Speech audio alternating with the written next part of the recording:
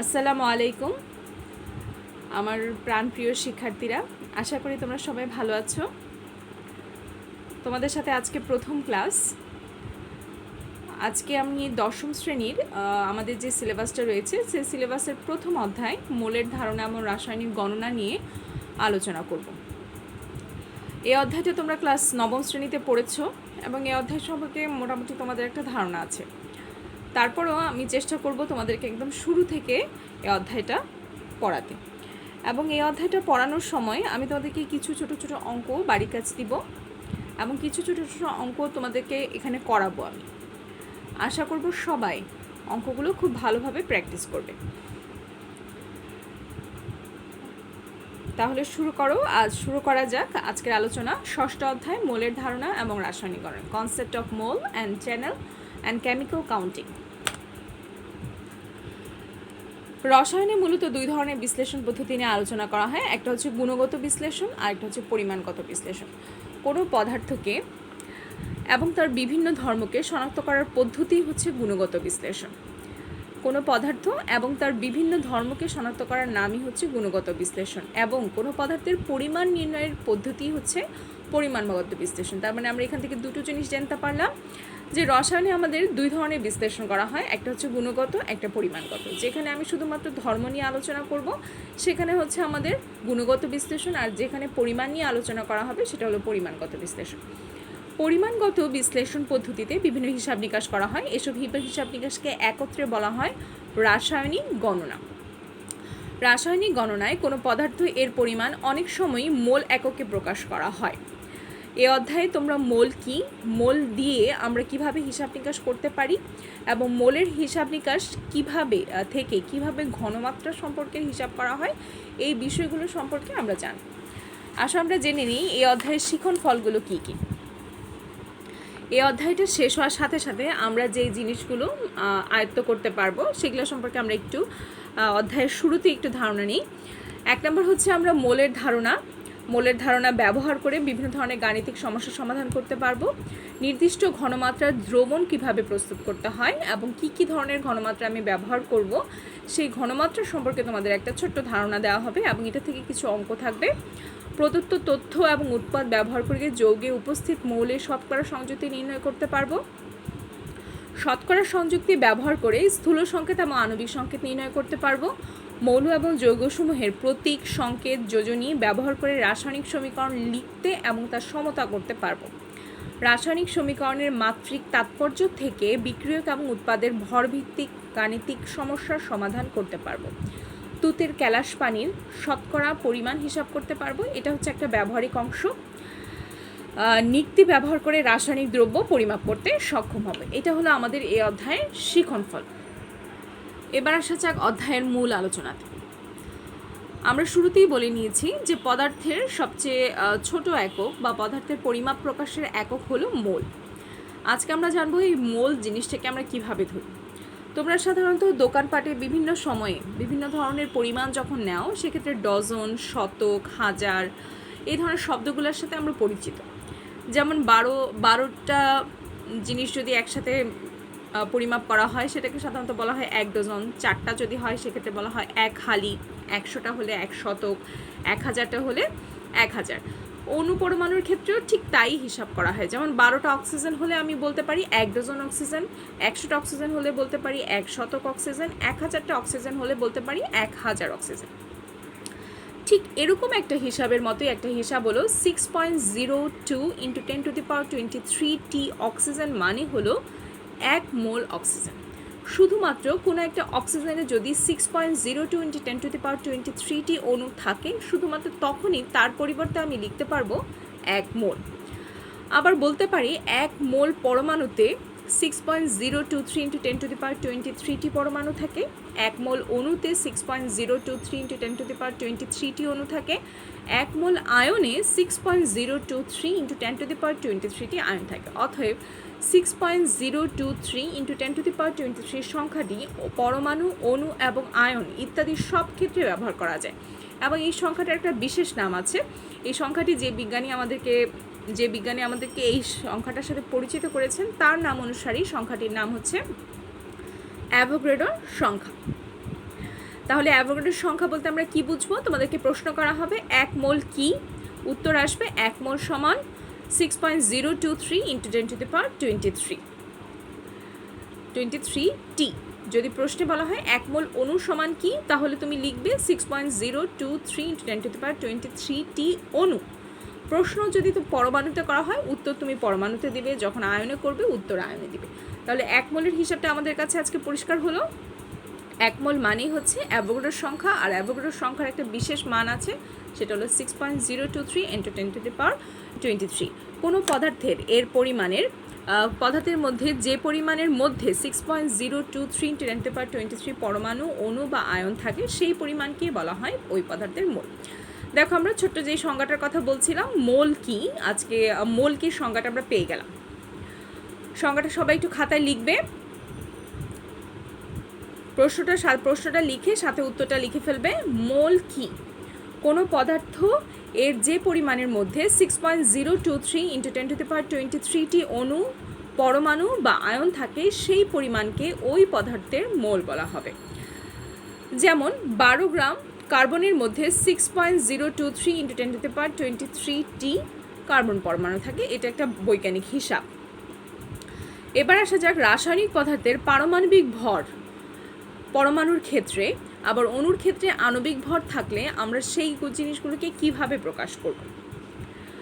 দেখো, রাসায়নিক পদার্থের পারমাণবিক ভর অথবা আণবিক ভরকে গ্রাম এককে প্রকাশ করলে যেই পরিমাণটা পাওয়া যায় তাকে ওই পদার্থের 1 মোল বলা হয়। তাহলে মোলের আমরা সংজ্ঞা পেলাম দুইটি, একটা হলো অ্যাভোগাড্রোর সংখ্যাটাকে দিয়ে আমি ব্যবহার করতে পারি, অথবা পারমাণবিক ভর অথবা আণবিক ভর দিয়েও বলতে পারি। অর্থাৎ কার্বনের পারমাণবিক ভর হচ্ছে 12, তাহলে 12 গ্রাম কার্বন সমান 1 মোল কার্বন পরমাণু বলা যেতে পারে।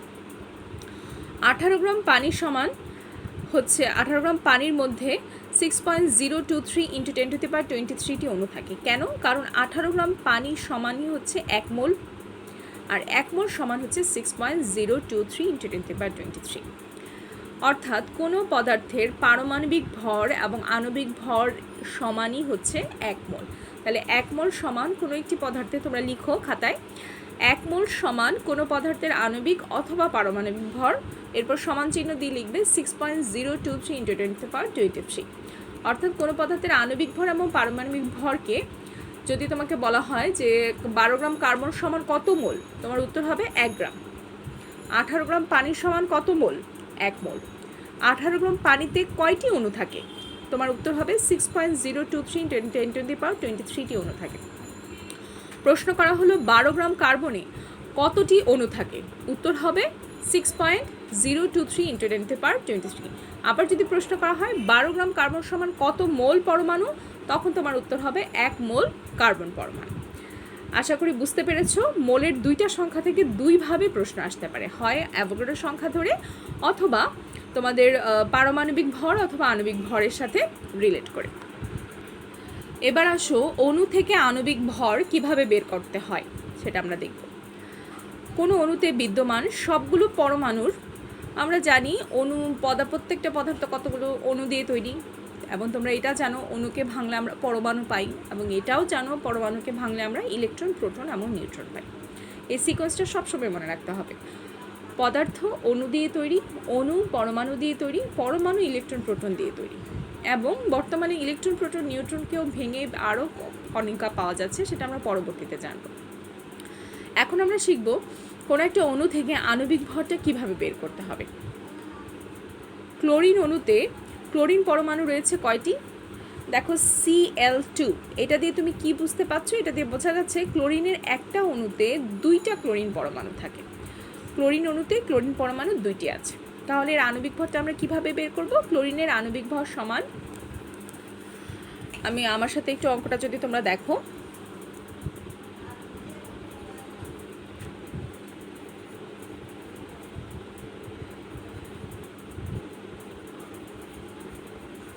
ক্লোরিনের আণবিক ভর বের করব আমরা।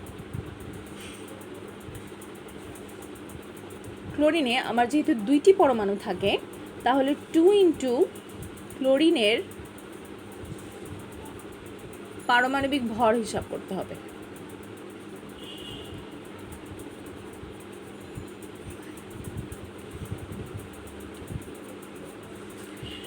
এখন পর্যায় সারণী থেকে আমার বের করতে হবে ক্লোরিনের পারমাণবিক ভর আসলে কত। আমরা জানি ক্লোরিনের পারমাণবিক ভর হচ্ছে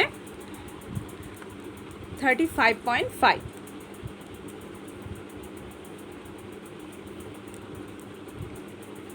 এখন ক্যালকুলেশন করে দেখো এখানে উত্তর কত আসে। দেখো 71 গ্রাম পারমাণবিক ভর আসবে 71, অর্থাৎ 1 মোল ক্লোরিনে 71 গ্রাম ক্লোরিন থাকে। তাহলে 71 গ্রাম ক্লোরিন সমান আমি বলতে পারি 1 মোল ক্লোরিন। 1 মোল ক্লোরিন সমান আমি বলতে পারি 6.023 × 10⁻23। তাহলে ক্লোরিনের পারমাণবিক ভরটা আমরা উত্তর পেয়ে গেলাম 71 গ্রাম হলো ক্লোরিনের পারমাণবিক ভর। এই 71 সমান আমি কি কি লিখতে পারি?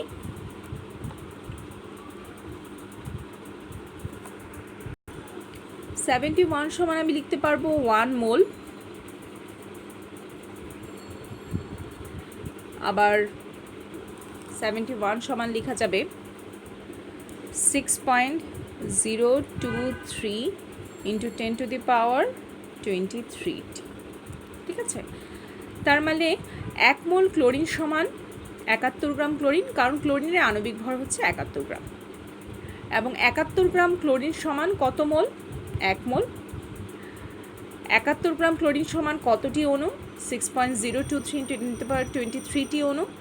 71 গ্রাম বা 1 মোল ক্লোরিন সমান কতটি অণু বা কতটি পরমাণু? এই ছোট্ট একটা লাইন থেকে যে ইকুয়াল দিয়ে যে লাইনগুলো লেখা হয়েছে, অণুর সংখ্যা, তারপর আমাদের আণবিক ভরটা বের করলাম 1 মোল, এই তিনটাকে আমি ইন্টারচেঞ্জ করে বিভিন্নভাবে প্রশ্ন, কখনো অণুকে ধরে প্রশ্ন করা যেতে পারে, কখনো আণবিক ভর বের করতে বলা হতে পারে, এবং কখনো বলা হতে পারে যে ক্লোরিন 71 গ্রাম ক্লোরিন সমান কত মোল।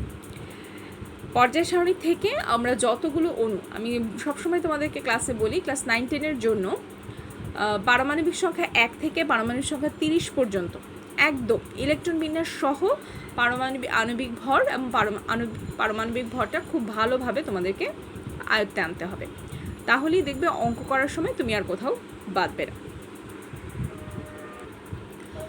এবার দেখো তোমাদের বইয়ে সোডিয়াম ক্লোরাইডের আণবিক ভর বের করতে বলা হয়েছে, আর তুত, আমরা যে শিখন ফলে দেখেছি তুতের ক্যালাস পানির হিসাব আমরা এই চ্যাপ্টারটা শেষ হলে জানতে পারবো। ঠিক তেমনিভাবে কপার সালফেট 5 অণু পানিতে কতটি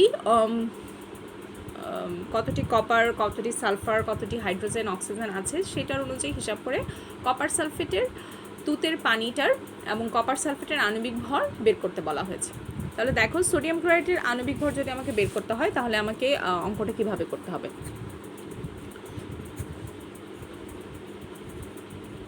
সোডিয়াম ক্লোরাইডের আণবিক ভর বের করতে হবে।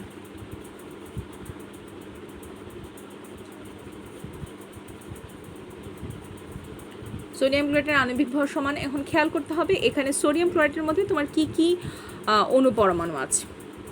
সোডিয়াম ক্লোরাইডের মধ্যে সোডিয়াম একটা পরমাণু রয়েছে, একটা ক্লোরিন পরমাণু রয়েছে। ঠিক আছে, এই নিয়ে সোডিয়াম ক্লোরাইডের একটা অণু তৈরি হয়েছে। তার মানে আমাকে প্রথমে যেটা করতে হবে, সোডিয়াম ক্লোরাইডের আণবিক ভর সমান হবে সোডিয়ামের পারমাণবিক ভর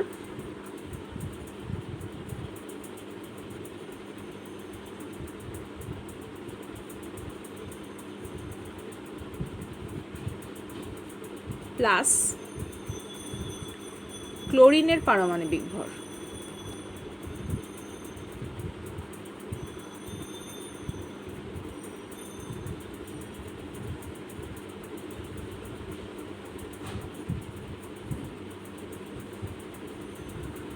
সমান দিয়ে লিখতে পারি যে পর্যায় সারণী থেকে বের করলাম সোডিয়ামের পারমাণবিক ভর কত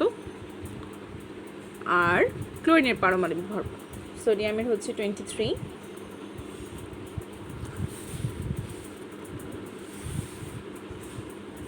তোমাদের বইয়ে অঙ্কটা করে দেওয়া আছে, আমি তোমাদেরকে শুধুমাত্র একটু ডাইরেকশন দিয়ে দিচ্ছি, তুমি খাতায় কিভাবে অঙ্কটা করবে।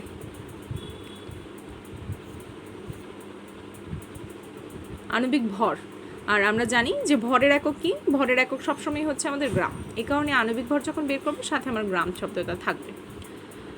58.5 গ্রাম, তাহলে সোডিয়াম ক্লোরাইডের আণবিক ভর 58.5 গ্রাম। আমি এটা সমান লিখতে পারি 1 মোল সোডিয়াম ক্লোরাইড। এবং এটা সমান 6.023 ইন্টু 10⁻23T। আমার প্রশ্ন যদি অণুর কথা বলে তাহলে অণু উত্তর দিব, যদি পরমাণু বলে পরমাণু, আর যদি কখনো বলে আয়ন তাহলে আয়ন অনুযায়ী আমি উত্তর দিব। আশা করি সবাই বুঝতে পেরেছো যে আমাদের সোডিয়াম ক্লোরাইডের অণুর কিভাবে বের করলাম। আমাকে সবসময় খেয়াল করতে হবে আমাকে যেই আণবিক ভরটা বের করতে বলা হচ্ছে সেই অণুতে কি কি পরমাণু আছে এবং তাদের পারমাণবিক ভরটা আমাকে পর্যায় সারণী দেখে বের করে নিতে হবে, এমন তারপরেই আমি পেয়ে যাবো মোট হিসাবটা। এবং এরপরে যদি বলা হয় 58.5 গ্রাম সোডিয়াম ক্লোরাইডে কতটি অণু আছে, উত্তর হবে অ্যাভোগাড্রোর সংখ্যা। বা বলা হলো 58.5 গ্রাম সোডিয়াম ক্লোরাইডে কতটি আয়ন আছে, সেক্ষেত্রেও উত্তর হবে 6.023 ইন্টু 10⁻23। এই কারণে এই লাইনটা সবার একটু খেয়াল করে মনে রাখতে হবে যে কোনো পদার্থের আণবিক ভর সমান হচ্ছে তার 1 মোল সমান হচ্ছে অ্যাভোগাড্রোর সংখ্যা। এবার দেখো বইয়ের আলোচনায় যদি ফিরে আসি, কপার সালফেট এবং 5 অণু পানি। এখানে খুব সুন্দরভাবে দেখো কপার অণু রয়েছে একটা, Cu দিয়ে কপার প্রকাশ করা হচ্ছে 1 ইন্টু কপারের পারমাণবিক ভর। এরপর হচ্ছে সালফার 1 অণু, তাহলে 1 ইন্টু সালফারের পারমাণবিক ভর। তুমি 1 লিখতেও পারো, নাও লিখতে পারো। এরপর দেখো অক্সিজেন এখানে রয়েছে 4টি, এখানে ডট দিয়ে 5 অণু পানি, এখানেও কিন্তু অক্সিজেন রয়েছে এবং এই অক্সিজেনের সামনে আছে 5, তাহলে এখানে 4 অণু অক্সিজেন এবং এখানের 5 অণু অক্সিজেন মিলে হলো 9 অণু অক্সিজেন, তাহলে 9 ইন্টু অক্সিজেনের পারমাণবিক ভর। প্লাস হাইড্রোজেনের সংখ্যা দেখো, হাইড্রোজেনের সামনে আছে 5 এবং হাইড্রোজেনের পরমাণু সংখ্যা মানে অণুতে পরমাণু থাকে 2টি, সেক্ষেত্রে H2, তাহলে এখানে 5 দুগুণে 10, 10 ইন্টু হাইড্রোজেনের পারমাণবিক ভর। অক্সিজেন এবং হাইড্রোজেনের হিসাবটা আরেকবার বলছি যে এখানে আমার সালফেট কপার সালফেট অংশে অক্সিজেন রয়েছে 4টি, একটা সুন্দরভাবে দেখা যাচ্ছে। আর 5 অণু পানির মধ্যে আমার অক্সিজেন অণু রয়েছে 5টি, এ কারণে এটা হলো 9।